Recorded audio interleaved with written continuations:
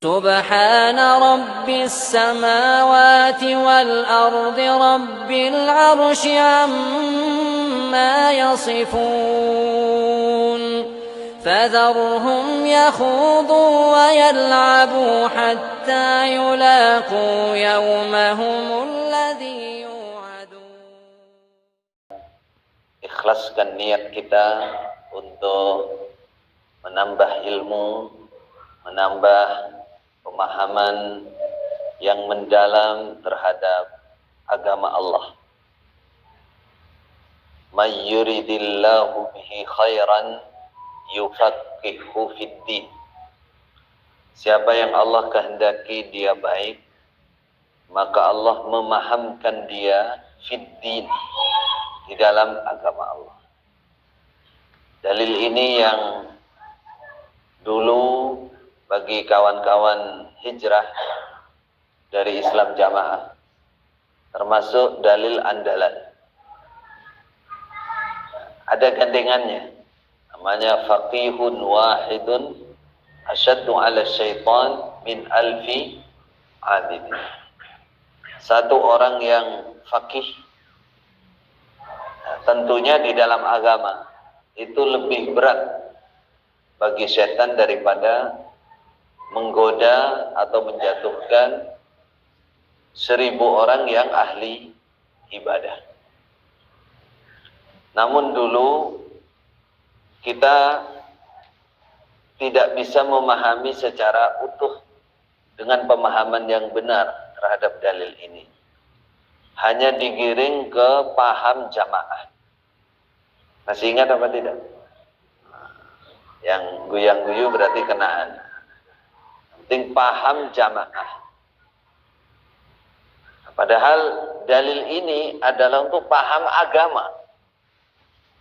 May yuridillahu bihi khairan yufaqihu fiddin. Yang dikehendaki baik oleh Allah adalah yang dipahamkan di dalam agama, bukan paham jamaah. Apalagi jika arti jamaah dipelesetkan atau tidak benar. Jelas itu adalah satu kekeliruan yang fatal, Hadis atau ayat hanya digiring kepada pemahaman seseorang yang sebenarnya hanya ingin membesarkan atau memperbanyak pengikut, yang akhirnya bisa dijadikan ru'yah, dijadikan apa bahasa kita dulu, masih ingat nggak? Keset. Sampai diucapkan, apalagi orang-orang lama tuh yang baru datang ini, ya, jadi keset kurup sing penting jamaah, kan gitu. Apa di Bandung juga ada gitu, pendoktrin imam desa.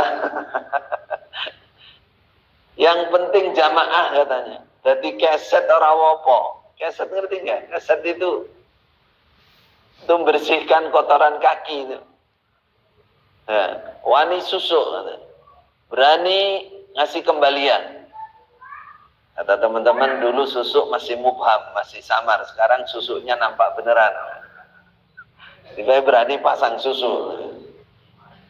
Susu emas.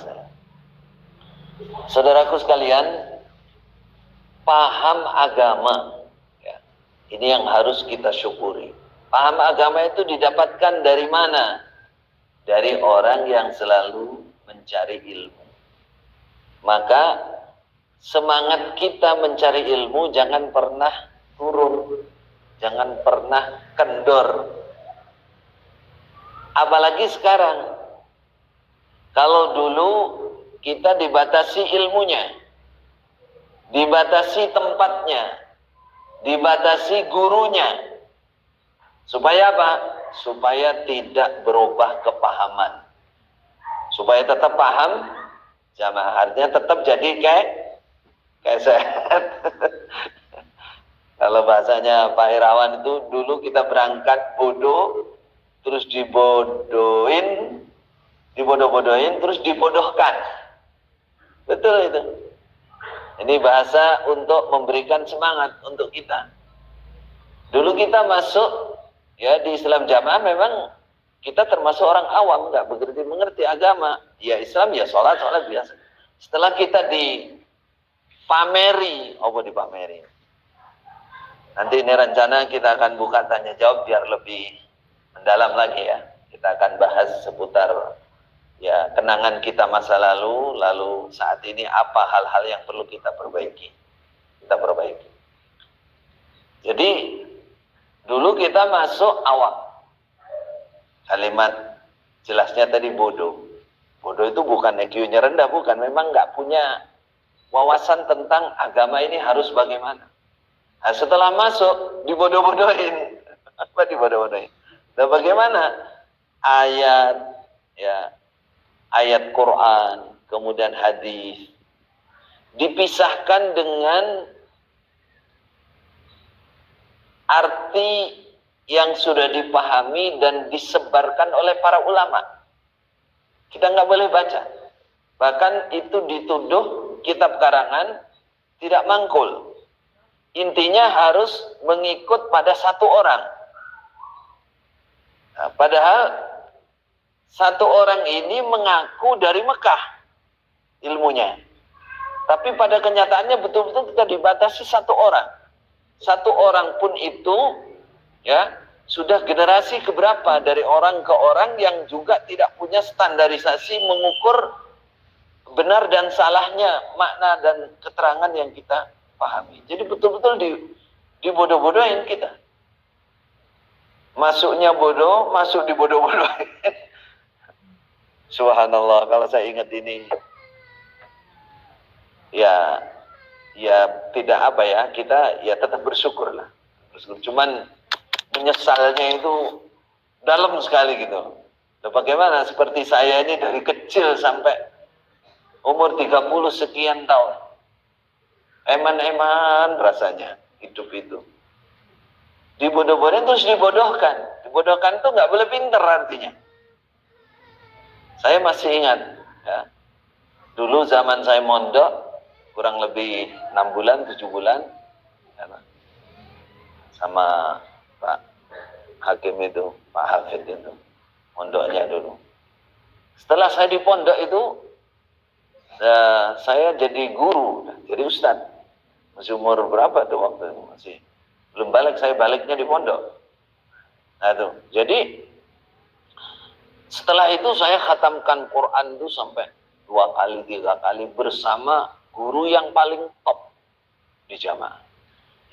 Dari situ saya sudah berdoa terus kepada Allah, ya Allah kapan saya bisa ke Mekah, saya belajar ke Mekah. Itu rasanya. Jadi feeling saya itu ini kayaknya saya gini, masa ilmu hanya begini-begini saja. Diulangi ya tetap gitu lagi. Yang wa'tasimu bihablillah jami'an ya itu berimam berbaiat lagi. Sampai hatam 3 kali ya begitu lagi. Apa nggak ada keterangan lain sih gitu? Ada nggak ada keterangan lain? Ya itu aja jalannya, nggak ada tambahnya. Sehingga kalau saya nanya itu kenapa Mbah kok maknanya begini, Mbah Huti dulu panggilannya apa maksud? Kenapa kok dinamanya begini? Kan fi'il adi. Wes to tulisan nih, wes ket biyen ngono kuwi. Coba tulis aja dari dulu seperti itu. Terus apakah nggak begini artinya?